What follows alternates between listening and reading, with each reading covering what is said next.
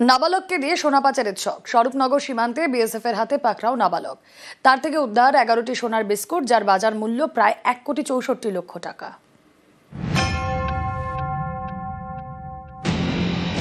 ভারত বাংলাদেশ সীমান্ত দিয়ে সোনা পাচারের ছক। সোনা পাচারে নাবালককে ব্যবহার। বুধবার গভীর রাতে উত্তর 24 পরগনার স্বরূপনগরে বিএসএফ এর হাতে পাকড়াও বছর 12 এক নাবালক। নাবালকের থেকে উদ্ধার 11টি সোনার বিস্কুট, ওজনে 1 কিলো 286 গ্রাম, বাজার মূল্য প্রায় 1,64,00,000 টাকা।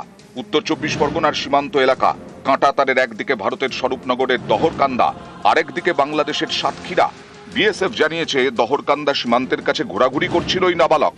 তার সঙ্গে ছিলেন এক মহিলা। নাবালকের হাতে ছিল একটি ব্যাগ। বিএসএফ এর সন্দেহ হলে তারা ওই নাবালককে ধরে, কিন্তু মহিলা পালিয়ে যান। নাবালকের হাতে থাকা ব্যাগ থেকে সোনার বিস্কুট উদ্ধার হয়।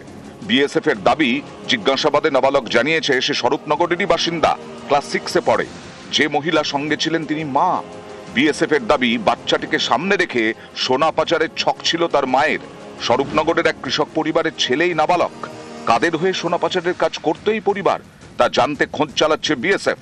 উত্তর 24 পরগনা থেকে অনুপম সাহা, নিউজ 18 বাংলা।